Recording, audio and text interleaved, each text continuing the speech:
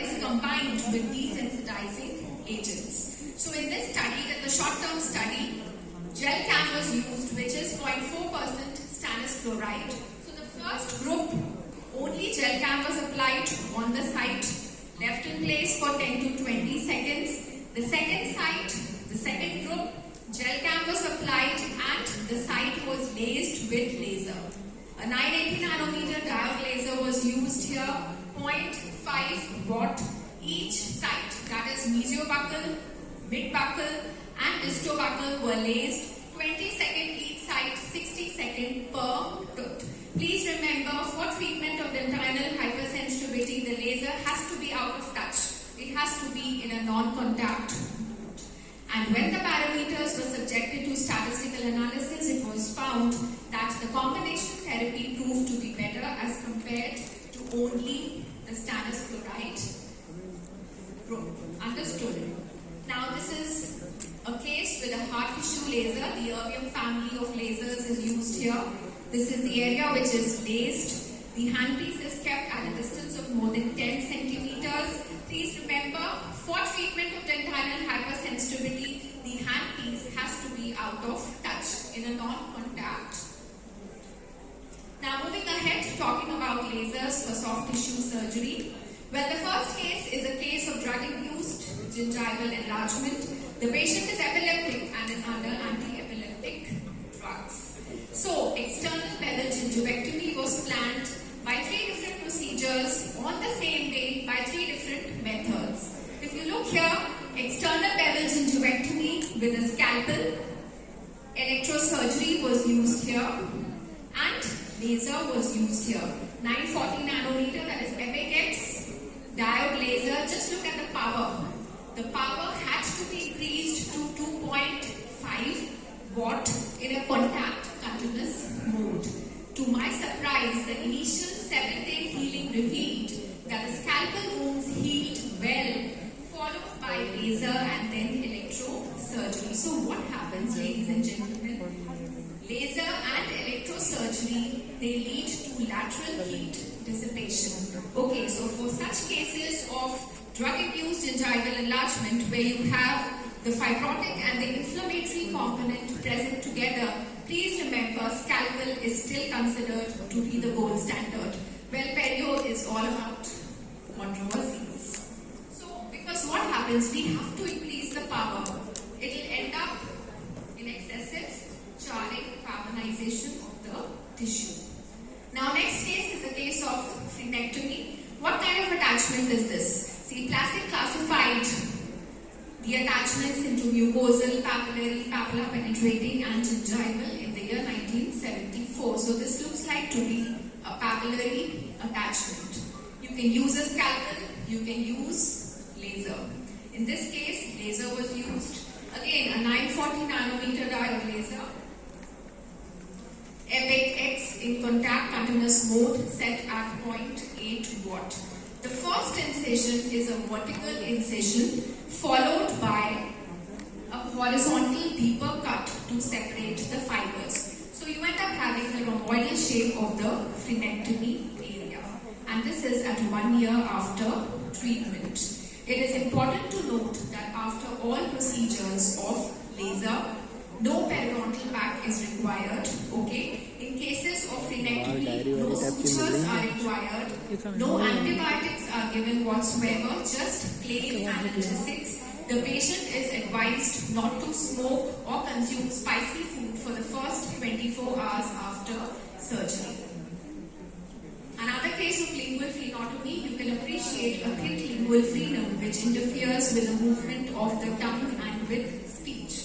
So just one horizontal cut is sufficient to ablate the entire frenum. Unlike frenectomy, where the first incision is a vertical incision followed by a horizontal cut. But in frenotomy, just one horizontal cut is sufficient to ablate the entire frenum, and laser is used in a contact continuous mode. This is at 7 days and 2 years post-operatively. Well, hyperpigmented gingiva is a major aesthetic concern. Laser can be used for depigmentation to remove the superficial epithelial lining In short, paint like brush strokes. This is immediate post-operative picture. This case was also subjected to histological analysis, and this is the pre-operative dense pigmentation with nasal photoner stain at 400 original magnification. This is the post-operative view at 6 months after treatment. Again, the post-operative instructions are the same as I mentioned before. Now, very interesting. Prolonged orthodontic treatment duration is a clinician's dilemma. Well, we have minimally invasive surgical procedures which accelerate tooth movement and decrease the treatment time. And one such concept is vigorodontics. But if you use a hard tissue laser, in this case, Erbium-Yagg light walker system was used. It is rightly known as Erbium-Yagg laser-assisted flapless corticotomy. So the first step is soft tissue perforation is done with a hard tissue laser. Just look at the power, 2 watt. Hard tissue alveolar cortical perforation is the next step. At 3 watt, the power is increased and it is penetrated to a depth of 3 millimeters.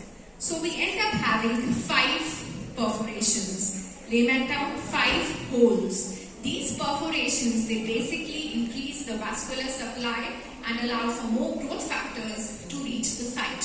They are 1.3 millimeters wide and 1 to 3 millimeters from each other. And this concept was originally stated by Al-Fawel in the year 2018. So the amount of space closure can be measured by measuring the distance between the bracket on the canine, if you look there, and the bracket on the second premolar. And this concept basically decreases the treatment time to almost 1/3 than that of the original orthodontic technique. Now, a few important takeaway points as far as wound healing, or rather periodontal wound healing is concerned.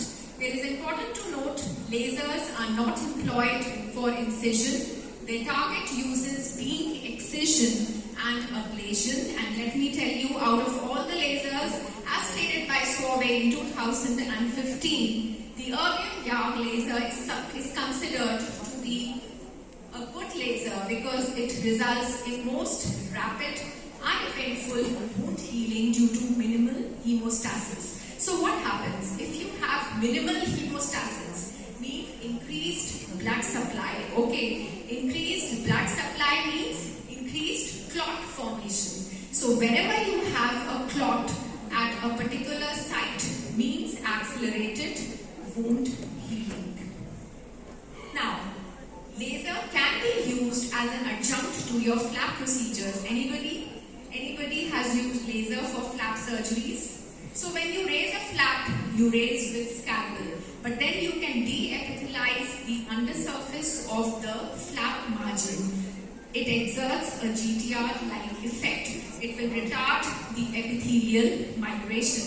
So this case, laser was set at 1.5 watt in a contact continuous mode. Each tooth was laced for 20 seconds. Now if you look here, this is the post-lacing, this is the pre-lacing. A light brownish appearance is imparted to the tissue. And just look here, this is the pre-lacing effect. So it is important to note the tip is kept at an angle of 45 degrees. Horizontal overlapping strokes are applied and it exerts a GTR-like effect. Now if I talk about the hard tissue laser, which is used for osseous procedures. Now what makes Erbium-Yagg the laser of choice? Basically, if you look there, this is the macroscopic appearance of the bone surface treated by carbon dioxide, burr and the erbium family. If you look there, carbon dioxide results in visible charring and carbonization. Can you see the blackish thing right there? The burr results in a groove, but with a soft tissue remnant which is attached. The Erbium-Yagg results in a groove, but with no soft tissue remnant.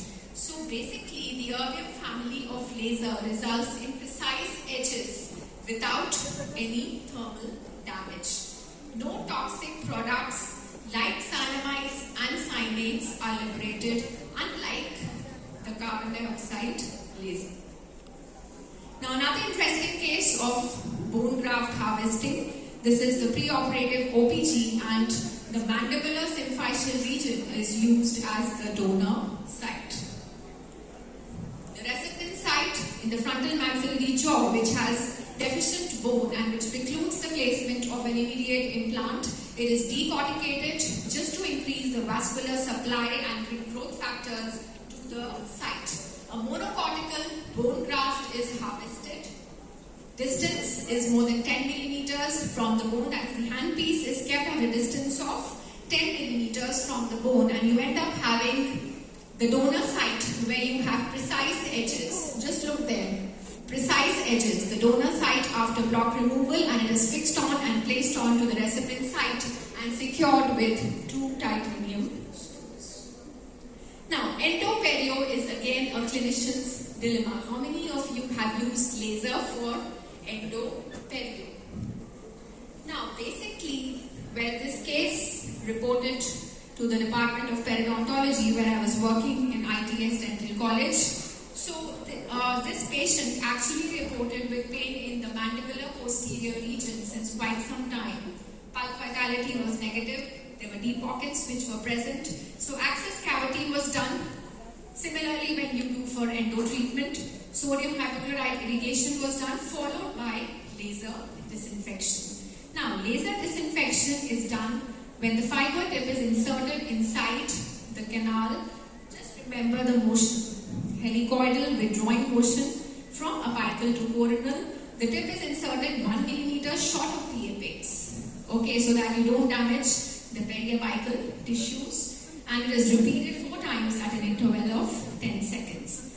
The patient was recalled after 1 week after the intracanal medicament was placed, and when the patient reported with no pain, he was absolutely symptomless. Pocket treatment was done on the same day following the protocol I mentioned before, and the results were wonderful. This is at 1 year after treatment, where there was complete resolution of the defect in the furcation area. You can appreciate it in the radiograph. Now, another interesting case is a case where laser can be used for treatment of gingival recession, especially Class 2 gingival recession in the mandibular region.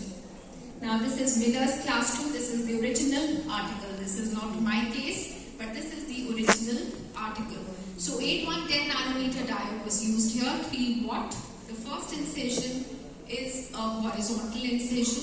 Second is the oblique incision, and the flap is laterally positioned onto the recipient bed and sutured. But where laser comes into play, basically laser reduces edema, ecchymosis, allows for a passive and relaxed flap, minimizes the tension, and again it stimulates growth factors. And this is at 6 months after treatment, where you can see there is gain in the width of attached gingiva and reduction in the recession defect. Now, talking in brief about photodynamic treatment, which is light-induced inactivation of cells, microorganisms, or molecules. Important point to remember, we use low-level laser for photodynamic treatment because it exerts a high bactericidal effect.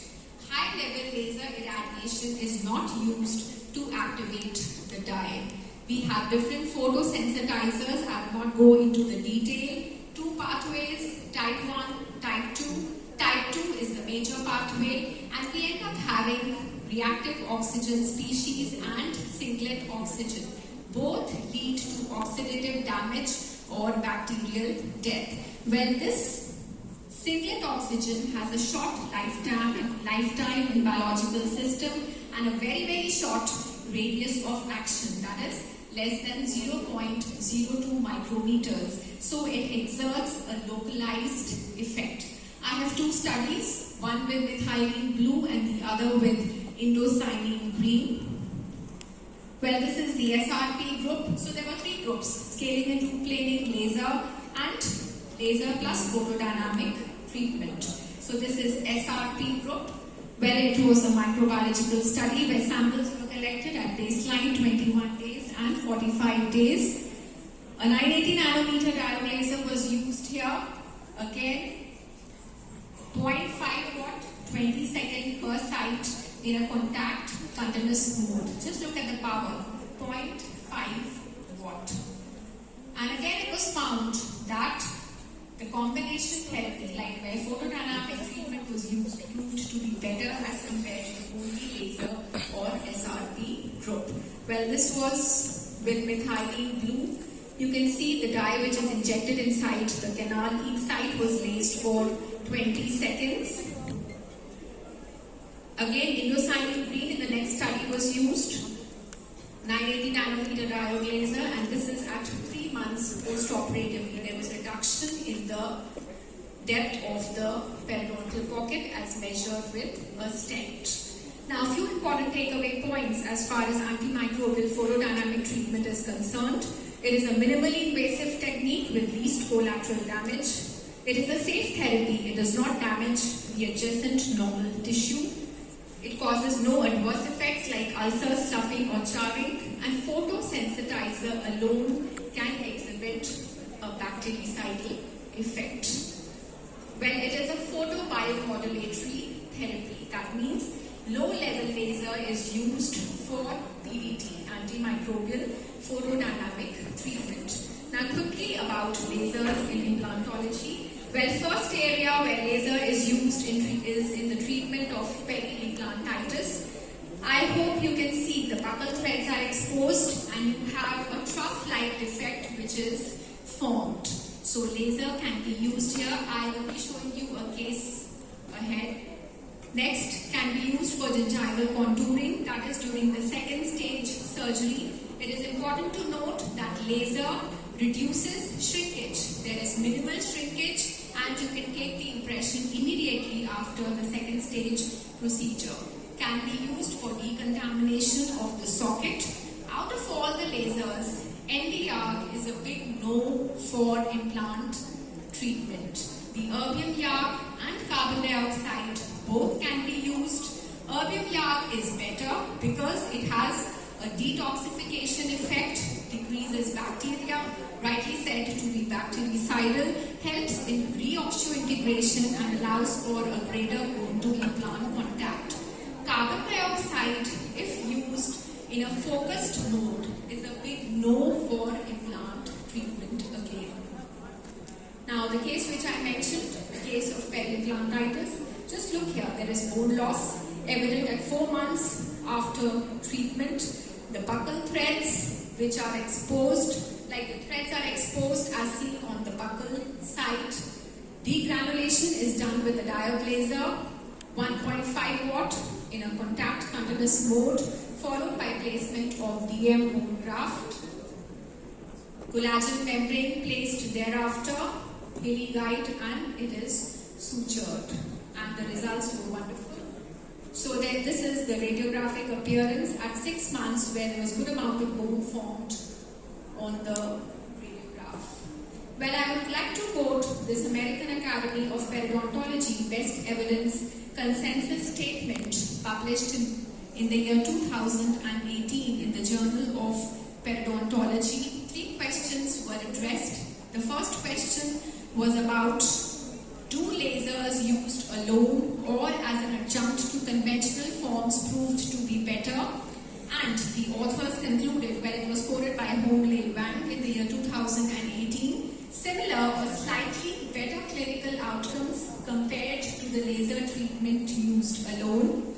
Current evidence fails to demonstrate a beneficial long-term effect of laser treatment. Thirdly, adjunctive use of erbium YAG or Nd:YAG is superior as compared to your normal conventional therapy in deeper pockets. That is when the pocket is more than or equal to 7 millimeters. The second question which was addressed was all about peri-implant mucositis or peri-implantitis. Please remember, no substantial current evidence support their use in the treatment of mucositis, that is inflammation of only the mucosa.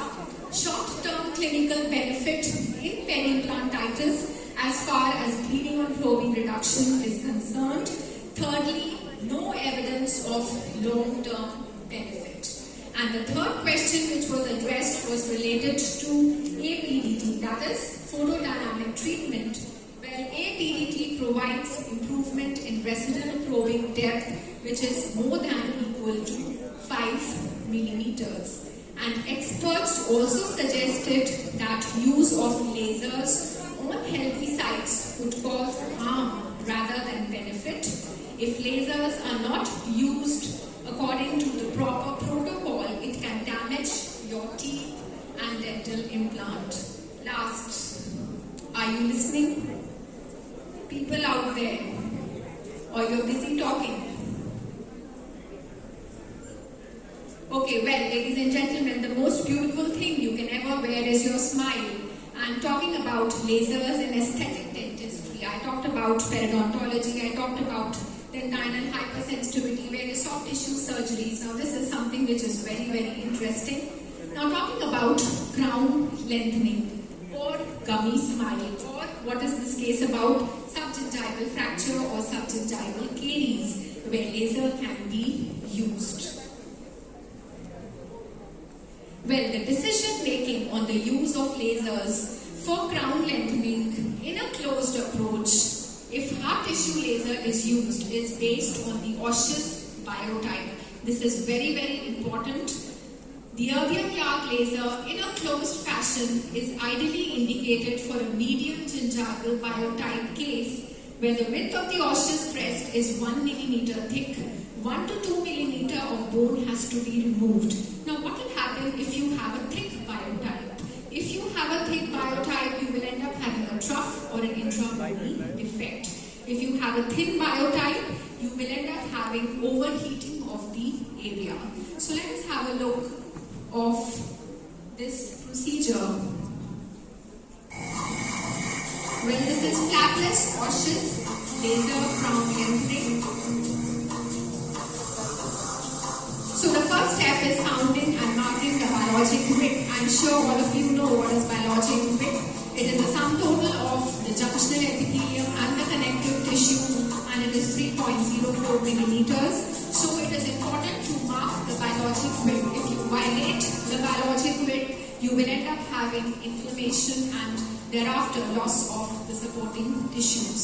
So the first step is gingival ablation by erbium YAG laser. This is the closed approach. I'm not raising any flap here. So erbium YAG, erbium chromium YSGG is used here.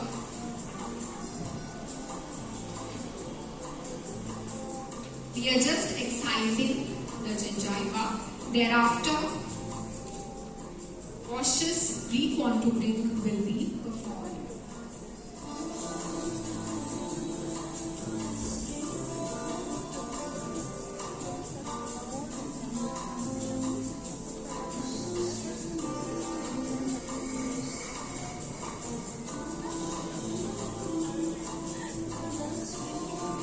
Subgingival osseous recontouring is performed with the same handpiece. We are not raising the flap. This is rightly known as the closed approach.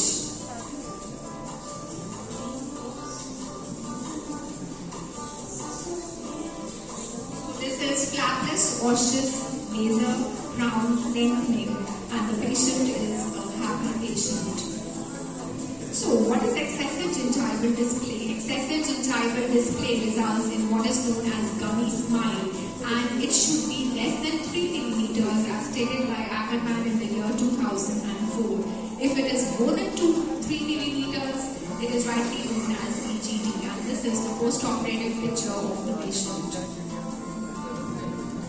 Well, she is a happy patient.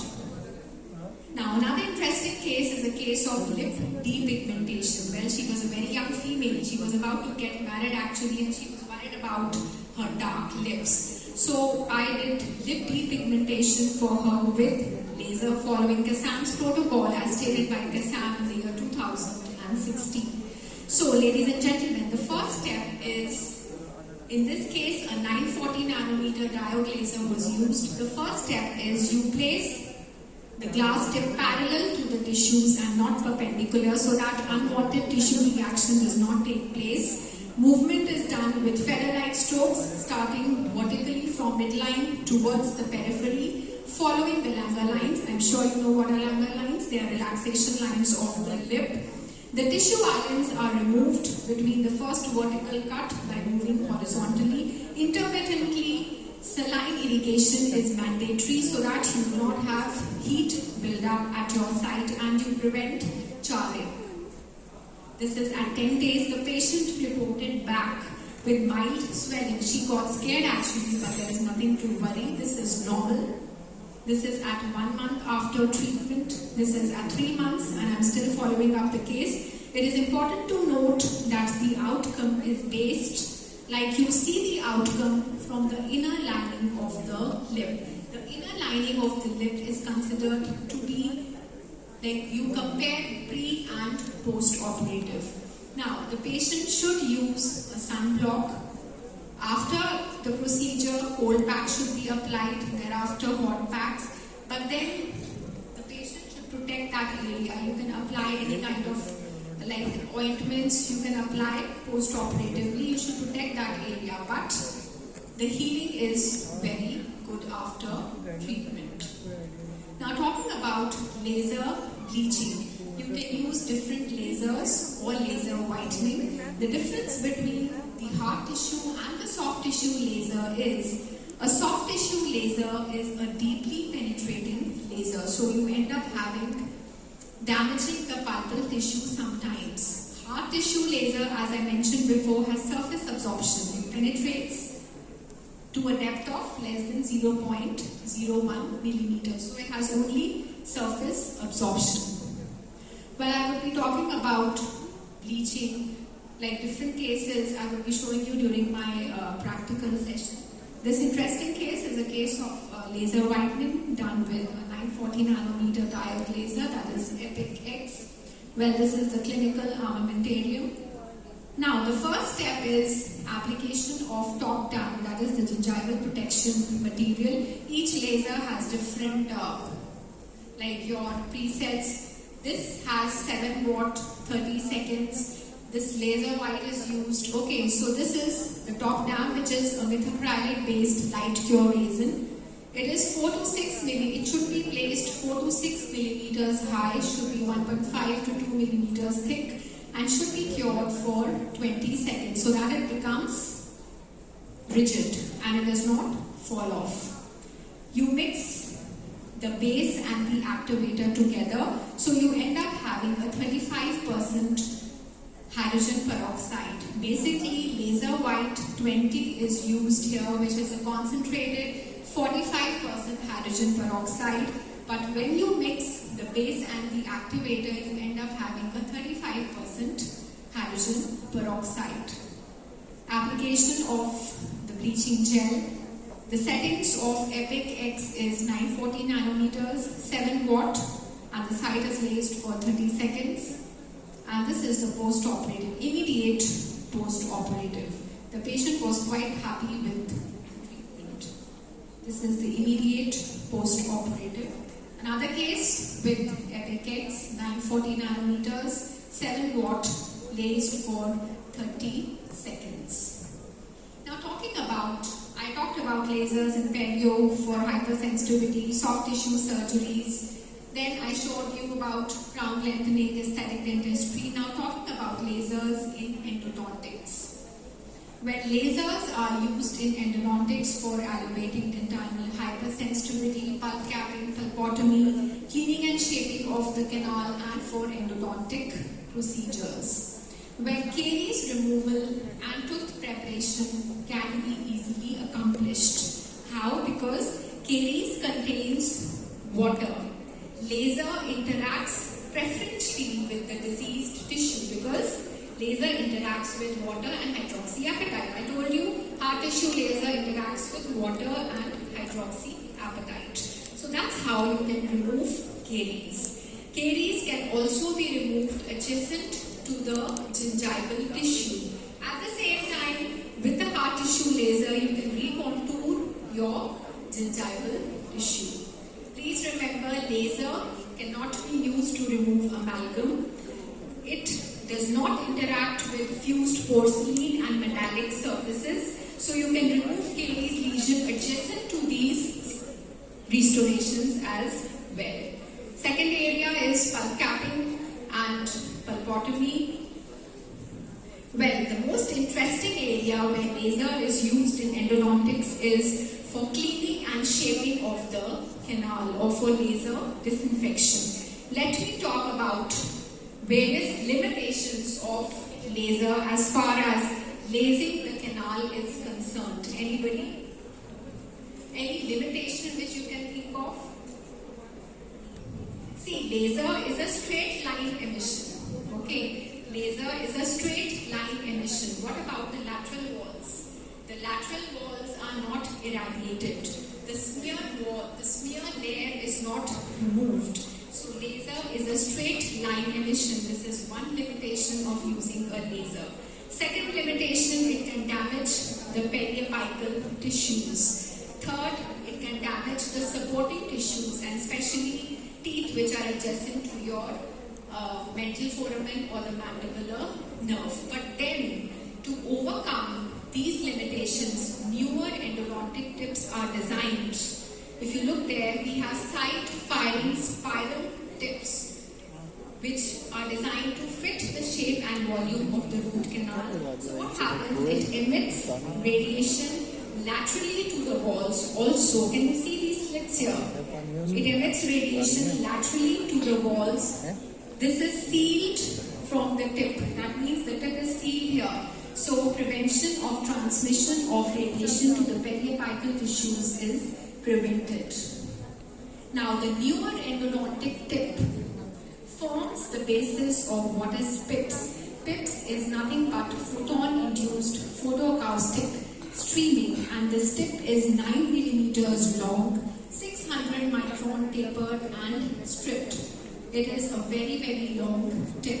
Now let us have a look at how PIPs work. I'll show you a video here. Where a 2940 nanometer erbium YAG laser is used. It is placed in the foramen orifice, 2.5 millimeter from the apex. It is just placed coronally and activated for 30-second cycle during irrigation. Can you see this? This is the tip which is inserted inside the canal. It exerts a photoacoustic and a photomechanical phenomenon. Where it works on this phenomenon, it produces a high peak power and therefore it has minimal thermal effect. Can you see the bubbles? You're moving from the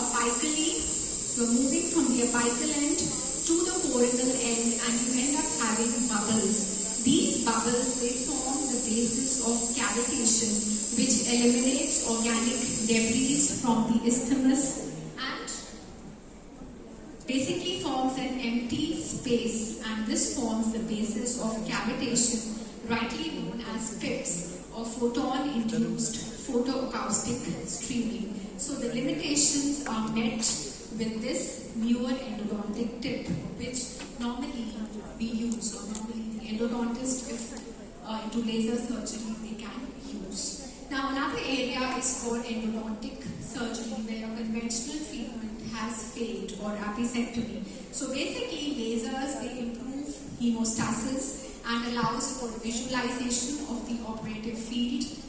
It results in instant sterilization of the contaminated root apex. Thirdly, reduces pain. All the advantages of laser would work here.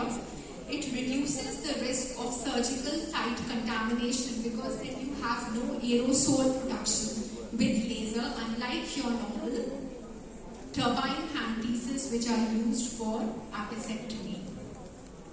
Now talking about lasers in orthodontics. Well, the first area is reducing pain. So whenever you place your wires, okay, low-level laser therapy, it reduces pain caused by the first arch wire but does not reduce the most painful day. So the pain is usually between 2 to 4 days, initial pain. So it results in analgesia, that is known as laser analgesia, and basically the mechanism is non-thermal and biostimulatory. See, I talked about class 4 lasers. Okay, that is DR excising ablation. Now we do something what is known as LLLT, low level laser therapy, where we are not excising, we are just lasering it, we are just away from the tissue. So it is acting at the molecular or cellular level. So this is how laser analgesia is achieved. It has neuropharmacological effect on the synthesis release, like it plays an effect on the central level and as well as on the peripheral level, and that's how analgesia is achieved. Effects on tooth movement, I've already talked about how it accelerates tooth movement, basically upregulation of Nyquil, etc. That is all about theory. We have pressure tension theory, osteoclastic proliferation, and local osteopenia, which is there. We have RAT, that is regional accelerated phenomenon on which it works.